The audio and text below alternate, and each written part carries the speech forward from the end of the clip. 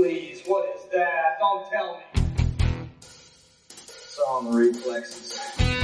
You're listening to All in the Reflexes, an unrepentant vivisection of geek news and culture. It's all in the Reflexes. With the comedy rock geek Mikey Mason, the Brack of all trades Jeb Brack, Madison Metricula Roberts, and tech guy Steve. It's all in the Reflexes.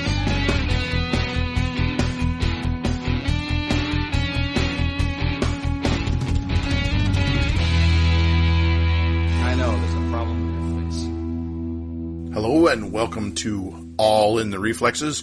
I'm Jeb Brack. I'm Madison Metricula Roberts. And this is Tech Guy Steve. And we have a super big announcement starting with episode 125 of our show. All in the Reflexes is now available on the YouTubes, our site, and on your favorite podcast app, of course, like always. But we have added YouTube. So thank you, Madison, for taking care of that. That was fantastic. Reaching out to my millennial brethren. Now, does this mean that you have been videotaping me this whole time?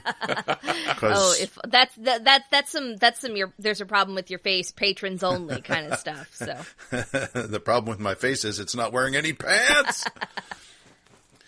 Oh man, this is a very Black Mirror kind of thing. You know, this the YouTube's penetrating every bit of our society. And I think that because I just started watching Black Mirror again. I don't know about you. Have you guys watched Black Mirror? Have you seen all of them? Yeah, I watched the first season, and I kind of petered out.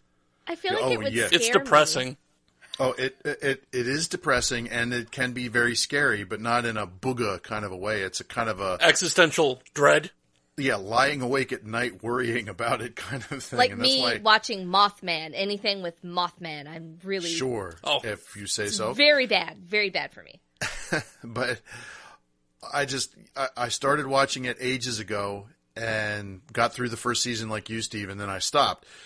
Then I hit, I'm like, people keep saying, oh, Black Mirror, it's so awesome. And so I went back and I started watching again. And I watched the first episode of season 2 and, well, it was very personal for me. And I guess we'll talk more about it on There's a Problem with Your Face because I can't really say why it's personal. Without breaking our not safe for work rule. Okay. Sounds good. So, how about you guys? What's going on? Well, okay, I have a high culture and low culture update. A few months ago, we'd mentioned this sci-fi anthology called Humans Wanted. Yeah, it was kickstarted. Sure. It was It was excellent. So we actually read it in my book club. I run a science fiction book club where instead of novels, we read short stories. That is clever. It works out so much better because that way, like, we're all busy adults. That way it's like you can come and go. If you have to miss a meeting, you haven't missed, like, the whole book. And then it's really easy to catch up for the next time. But we're almost done with it, and it has just been delightful. But in lower culture, I am a glorious garbage trash person, and I have started watching the new season of The Bachelor. That's season 22. It is extremely well executed. I am very invested. I have no shame about it. I'm gunning for Kendall and Becca M. They are just precious. Like, one's a ukulele playing taxidermy enthusiast, and the other one actually has a pixie cut. So that's good enough for me. And cool. Okay. Anyway, so I'm just throwing that out there. And I'm coming to terms with it. Richard will not stay, my husband Richard will not stay in the room with me I have it on the TV. Because every episode is not an hour. It is an hour and a half. Wow. Oh, y'all don't even know. I do know because when Survivor first came on, my wife was really into it because she said it was like The Office politics. Yeah. I refused to be in the same room while it was on, and I have never once regretted that decision. Well, there's no accounting for taste, is there, Jeb? Nope, not what's you enjoy it. Go with God. Steve, what's up with you? Well, first a note about Humans Wanted. I read that and loved it, and then there's a little mini biography for each of the authors in the back. And so I found 3 of my favorite stories, looked at the author, found them online, and reached out to them, which was cool. Mostly I wanted to let them know because they're not big professional authors. A lot of them, like this is their second, job, or however you want to word that. They're pros because they got paid, but they're not full-time writers. Sure. And some of them had other works. And so you look it up on Amazon, and so some of the authors whose stories I liked the most had other works available. And so I went and snagged those. So it is possible to go beyond the anthology if you're still interested in the material. And there's rumors they're going to do a second one. I can't wait to see if that's true. So it's a solid gold star recommend from our corner. So yeah. For my part, I've been watching a Netflix series called The End of the Effing World. Oh. And it's a very, very black humor. I think it's just 8 episodes. They're short. They're like 20, 24 minutes each. And dark humor. It's extremely good. Very, very dark. But very dark. And so not for the faint of heart, but man, is it well done. The acting is excellent. The storytelling is excellent. And you really are kind of on a dilemma. Like, I don't know how to put it. Like, it's a couple kids. So, like, you really want to like these kids and root for them. But you don't. Yeah, exactly. But as a moral person, you don't. So. Right. Well, I mean, and this was recommended to me by a friend, highly, highly recommended. And she said, you've got to watch this. It's so great. Lost me in the first 2 minutes of the first episode when they kill an animal. The psychopathic kid kills a cat. And I'm just like, really? Really? And so I actually stuck with it and didn't like it. Second episode, just could not like these people and didn't care what happened to them. But that's me. Obviously it touches a nerve in some people that it really, really fits. But nah, not for me. Not for me. There's so many other things out there that I don't need to put this in my feed. So there's one yes and one no. Madison, you got to watch it and tell us what. All right, I am. What the I am deal is. very excited to be the arbiter of culture and taste. So when you can squeeze it in between episodes of The Bachelor. I rewatched the first 2 episodes. Oh, I'm so far gone. Let's get on to some real news, shall we? And now for some more bad news. Ready? We have a small in memoriam section. The first person is John Perry Barlow, a founding member of EFF. That's the Electronic Frontier Foundation, one of the most strident groups arguing for internet freedom of speech rights. But that's not his only claim to fame. He was also a lyricist for the Grateful Dead. So he had isn't that cool? He had a great big long storied life, died at the age of 70. There's also kind of a character actor. If you see his picture, you'd recognize him. I did not recognize him from his name. His name is Mickey Jones. Passed away at 76. With the monkeys. No, it wasn't with the monkeys. No, That's I thought Davy the same Jones. thing. That's what I was thinking. Yeah, it's not a monkey. Again, he had a great big... The drummer? Yeah, Mickey great big Dolenz. storied life. Dolenz. It was... he died at 76 after a long illness. He's best known for his role in National Lampoon's Vacation. Also, he appeared on the 90s Tim Allen sitcom Home Improvement. But he started off as a drummer, was on songs like Johnny Rivers' Secret Agent Man, Kenny Rogers' Just Dropped In. Big hits. And then, after, in fact, he won, 17 golden records and then went on to acting. And he also starred in movies like Sling Blade, Tin Cup, Total Recall, It's Always Sunny in Philadelphia. So he's one of those faces where he's not the lead, but if he walked on screen, you'd immediately recognize him because you've seen him a million times, Yeah, he's been on every TV show ever. Yeah. It seemed like, yeah. You look at the picture of him, you'll recognize him. Exactly. And then the last is John Mahoney, who's known as the father on the TV show Frasier. The grumpy old ex-cop who sat in his favorite recliner while his 2 kind of overeducated, stuffy sons fussed about with their drama. Everything. Yeah, that's right. He died at 77. Yeah, he was great in Say Anything, which is one of my favorite movies. So, Is that the one with the boombox, or? it is. Okay. The boombox over the head. Yeah, the stalker. Yeah, the stalker gesture. Yeah, I just remember John Cusack was going to be, was at Dragon Con this past year, and there was an over-under on how many times people would go up to him with boomboxes. Oh, that Lord. poor guy. I'm sure I haven't he's seen sick the of movie, it. but I know that is a thing. Yeah, it's an iconic scene. Yeah. Oh, it totally is a trope. So let's get on to some other news. Yeah, something much more positive. SpaceX, the private space corporation, part of Elon Musk's suite of enterprises, launched the world's most powerful rocket. It's called the Falcon Heavy. It's basically 3 giant rockets strapped together. It's huge. The pictures don't do it justice. There's some photos online where a human is standing next to one of the boosters to scale, and they're as tall as the Statue of Liberty. They're huge.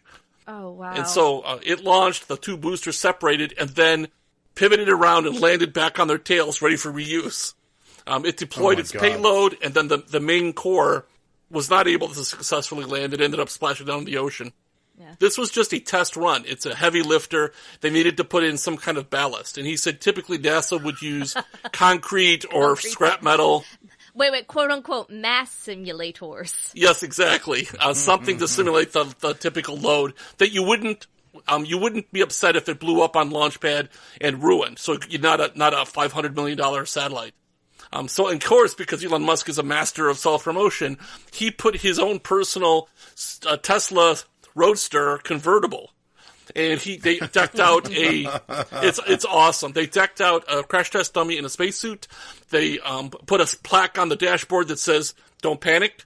There's a copy of Isaac Asimov's Foundation series in the car somewhere, probably in the trunk. And there's a tiny little model Tesla on the dashboard. Then he put these 2 powerful cameras and spotlights on the car, and it transmits the images back to Earth. So there's a live YouTube channel, as long as the car is transmitting, where you can tune into YouTube and watch the stream live as this car just slowly spins around with the Earth in the background, heading off into space. It is unbelievable and completely surreal.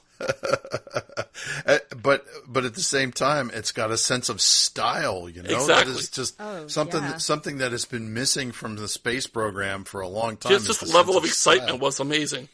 I know, and just to do such a weird thing. Wow. And I want to give a shout out. I just discovered it. So I've been subscribed to a YouTube channel called Smarter Every Day. The guy's name is Dustin. He's an engineer. It's really good, a family friendly, kind of science engineering, YouTube.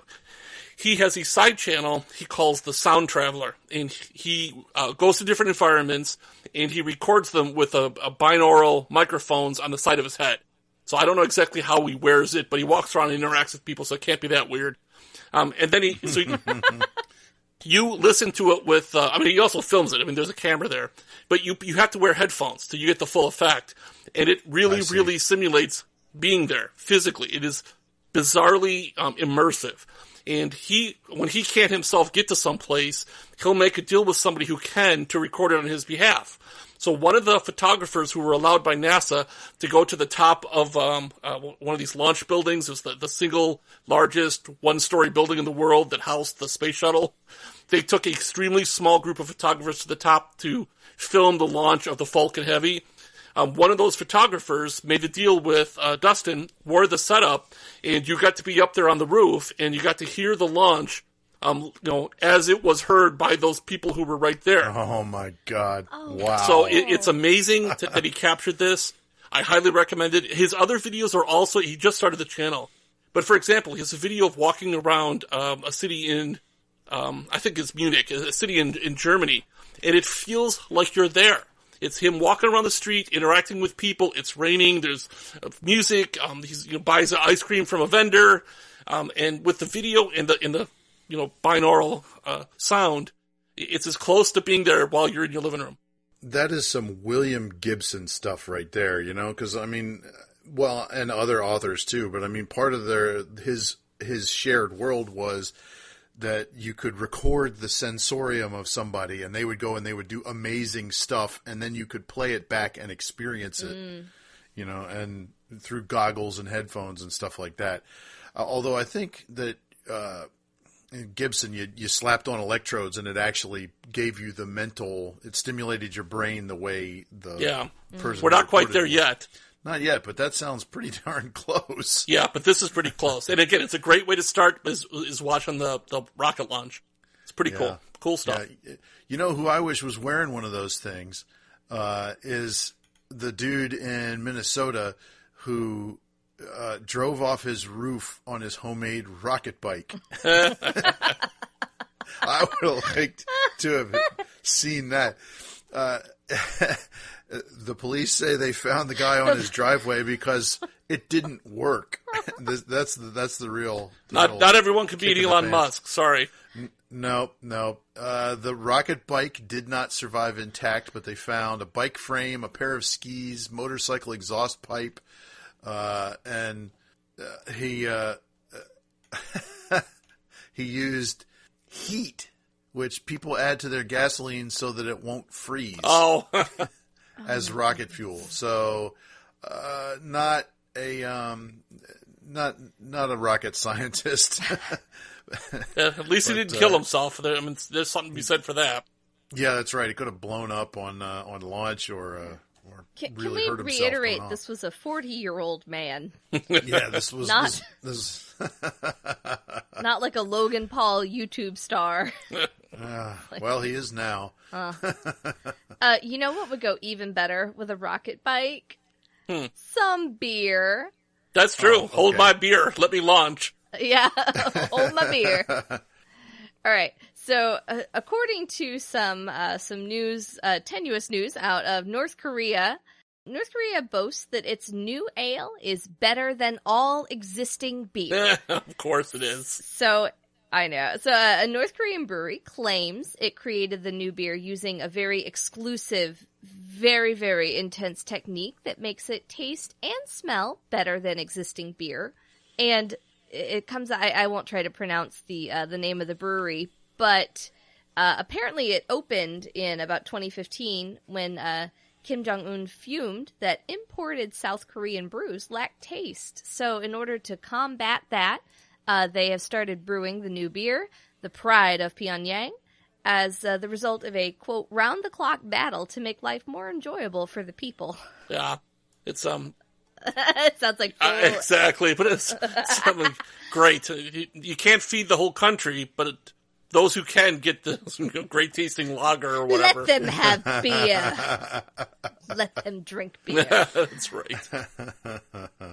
Talking about weird casting choices, Matt Smith is slated to play Charles Manson in a new film called Charlie Says. So weird. Charlie Manson just died. Maybe that's why there's interest in making a fictionalized biopic. I'm not super happy with that. Yeah, it just seems too salacious. Yeah. And again, at least he's dead, so he can't kind of eat up the attention. But again, when I mentioned this to my wife, she was like, how does Matt Smith in any way look like Charlie Manson? Matt Smith is tall, very thin, has a very, very long face. I mean, I don't know what he's like in costume. Maybe they'll do an amazing job. It just seems like a weird choice. You have a beard and a bunch of hair on people. It probably looks... Yeah. Do up his eyebrows good. I mean... Well, they'll digitize him short and crazy. Speaking of crazy, out in Boulder, Colorado, 2 people were arrested for a sword fight.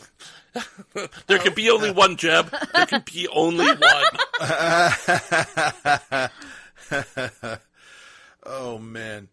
Yeah, so these 2 guys got into an altercation, and there were reports called into the police about a dude running around with a knife or with a sword sticking out of his backpack.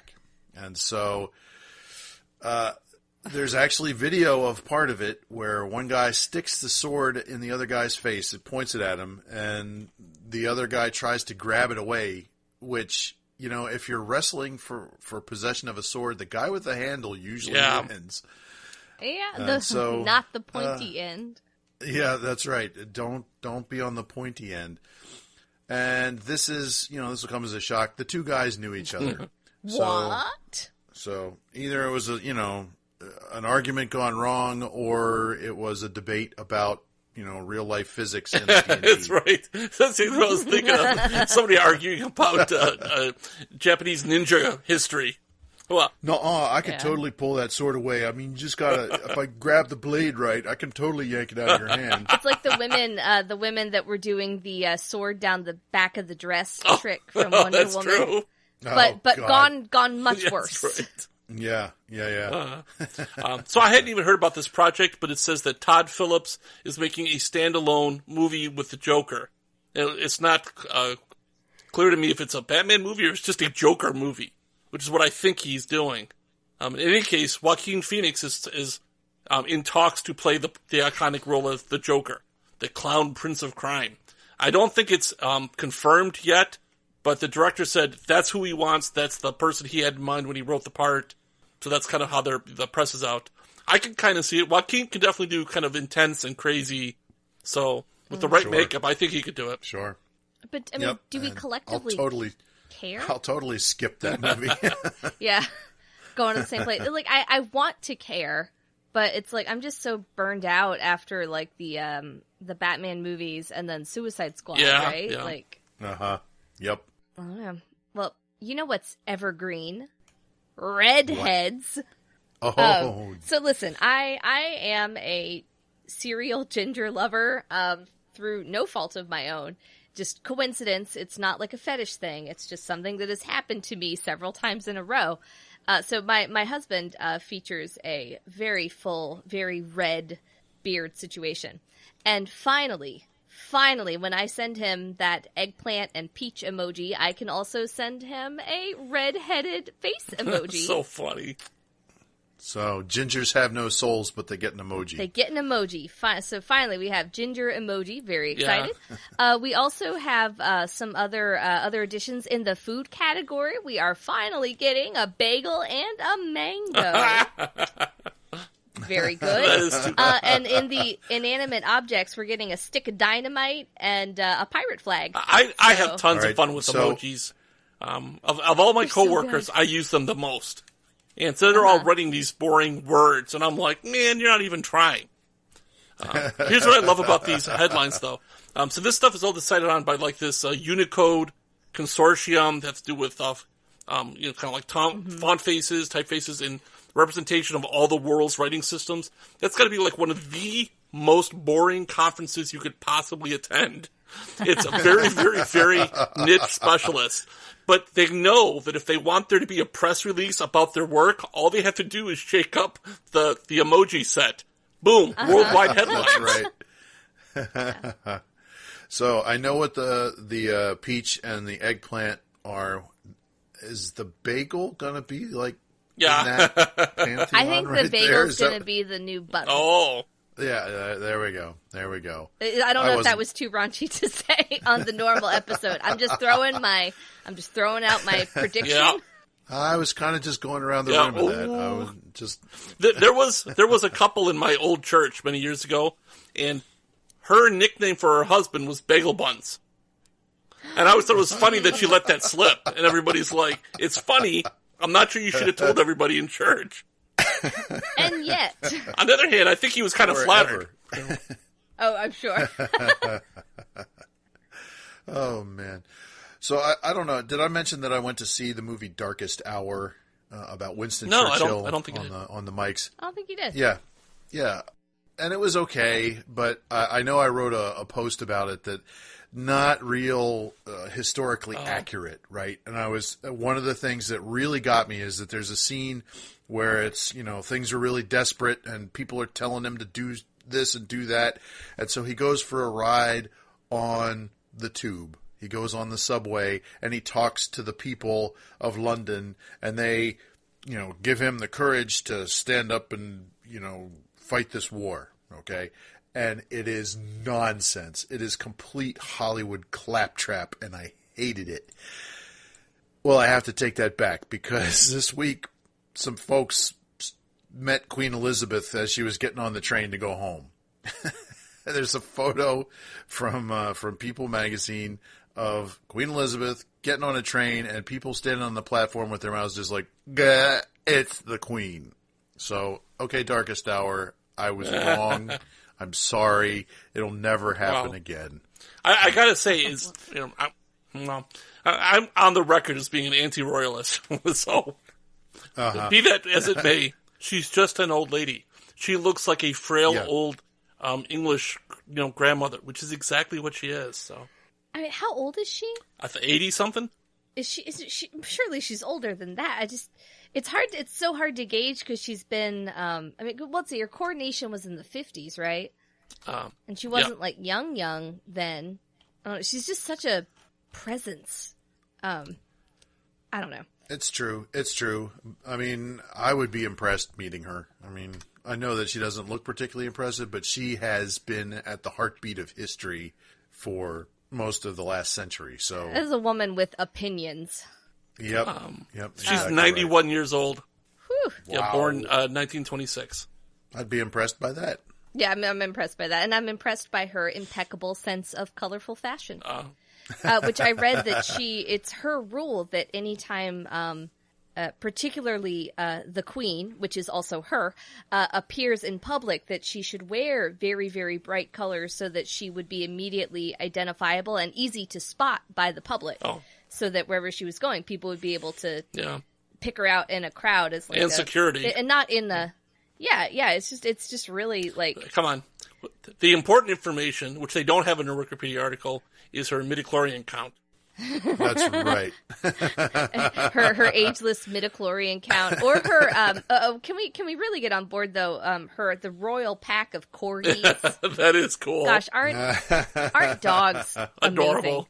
Yeah. So we all love cats, we all love dogs, and I also love home automation, and this is a fun intersection of those two things. Well, fun, sort of. Well, fun in the way. So I don't know how familiar you are with like the Nest thermostats and like home security cameras. We have those in our house. I really, really like them. But some home security footage uploaded to Facebook last week showed that a dog that was trying to steal a pancake nearly set a Massachusetts homeowner's house on fire. Damn pancake thieves every time. It's these golden retrievers. It looks like two golden retrievers, but apparently one went up to the stove, tried to pull a leftover pancake, accidentally hit the ignition, and had turned on a burner to I think a gas stove. And fortunately, there was I don't think there was any significant damage because they caught it early enough, but the Nest Cam did catch some excellent on-the-scene video Yes, crime of these Nice. dogs And like, oh no. Because you can't punish a dog unless he knows what he did wrong. So you show him the video and then you yell at him. Yeah, that's going to Bad work dog. great. Yeah, It works so that'll well do it. for humans on the internet, so surely it'll That's work right. for these poor dogs. All right, before we wrap up, there is some breaking news from the ever-hot world of Dungeons & Dragons 3.5 edition. I know that this is, top-notch, cutting-edge stuff right here. Anyway, there is a new playable class called the Gentleman or the Lady, depending, and it has new abilities such as a catchphrase and a punchline that it can use to deal damage to its enemies. It can also add their dexterity and charisma bonuses to armor class, but only if they wear a nice suit. Because this class was produced and created by Old Spice. So you can be the Old Spice guy. I'm on a horse. So from what I understand, it is wildly overpowered, as you would expect, but seems pretty funny, although are people still playing 3.5? I don't know. I guess so. But you were telling me, though... Yeah, that the RPG there's subreddit thinks that it's closer to Pathfinder. Again, a distinction that most of our listeners probably don't care about, but... I mean, and I even know the distinction, and I do not care. Yeah, Like, exactly right. very I know the functionally difference, similar. and I do not care. So funny. That's it for the news. Let's move on to the trailer. This will make for one epic trailer. Yeah, are we going to trash this one, or are we going to tout it? Is it trailer trasher or trailer touter? Doesn't exactly roll off the tongue. Sorry. It's real smooth. I'm going to workshop that. Listeners, if you have any suggestions. Well, this one is for the trailer for Stargate Origins, which should be coming out this year. New adventure TV show that is in the Stargate universe, but it's, the beginnings, dare I say, the origin story. And it looks a lot to me like they're combining Indiana Jones with sci-fi. Exactly. I thought it was an Indiana Jones movie for a second there because I wasn't paying attention, and then it was like, I thought we were going to get to punch Nazis, and I'm like, I like punching Nazis. Yeah, if for anyone who watched the original, the movie 1994 or Stargate SG-1 in 1997, and on, that lasted a long time, like 19 seasons or something ridiculous. Wow. At least that's the way I remember it. I don't know. The point is they talked about the original ring on Earth was found in Egypt in like the 20s as part of an Egyptology, and that's where this starts. So the setting in the trailer is like, it had to be, Nazis, so it has to be the 40s, it has to be 1940s Egypt, archaeological dig, and they find this strange artifact and don't know what it is. Right, and then have to battle the Nazis over it, who want to use it as a weapon, no doubt. So what did you think? I don't know. I like I said, I thought it looked like a Indiana Jones ripoff, and I never really cared about Stargate, so this one does not get my pulse going. It looks kind of cheesy when you come right down to it. I mean, cheesy's not bad. Not necessarily. I'm just saying that's what it looks like to me. I mean, not inherently a bad thing. There's plenty of stuff that was cheesy that was great. Yeah. Star Trek, for instance, utterly cheesy. So it looks exactly like something that my husband would watch without me.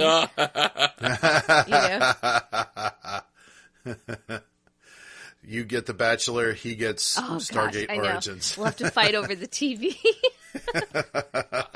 I was What do you think, Steve? I was a huge Stargate fan. Right from the first movie, I loved it. I'm not saying that everything was awesome. They definitely was. They had some misses, but this looks terrible. Just terrible. I'm sorry. It seems like another one of these cut and paste screenwriting exercises. They have the whole girl power thing, of course, and like Spice Girls reunion tour. Yeah, I don't know, man. This again, it maybe the trailer doesn't do it justice, and I'd be willing to accept that.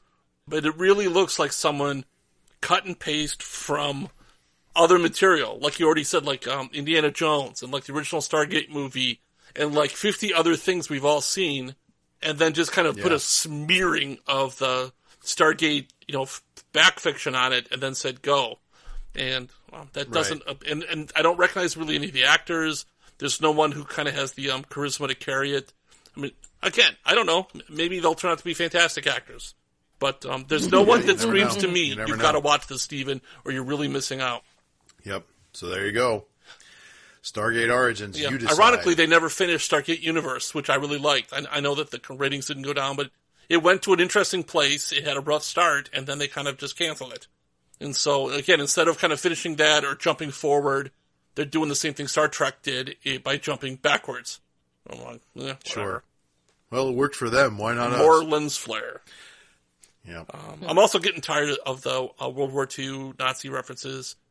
I know that that's like an evergreen villain, but it's kind of like, again, it's like screenwriting 101 or whatever. Like, I need a bad guy. I need a generic bad guy you're allowed to hate. Just sprinkle in Nazis generously and go. Yeah, well, because you can't use an ethnic group. You can't just make it terrorists. What was it in the first Wolfenstein game? People complained that you could shoot the German shepherds, but they didn't mind that you were shooting the Nazis. Shooting the Nazis, So it's like aliens, Nazis, zombies, robots are usually like safe villains. Yep. Faceless. So for my part, I'm like, trash it. Not that interested. Well, there you go. No touting on this one. Let's look back ourselves, since looking back is what everybody's doing nowadays. Do you have a review from the bygone era? This is your review? Well, you're late. I do, but it's only bygone of a couple of years ago. You remember there was a little, scrappy little indie movie called Mad Max Fury Road. I love that movie so hard. Back. So good. Yeah, and that's why I am not going to review that movie, because awesome! Yes. But what I did want to review, what I did want to put forward is the soundtrack Have you guys listened to the Yeah, soundtrack from Mad Max Fury My Road? GM, before he ended his campaign, this was in the rotation on game night.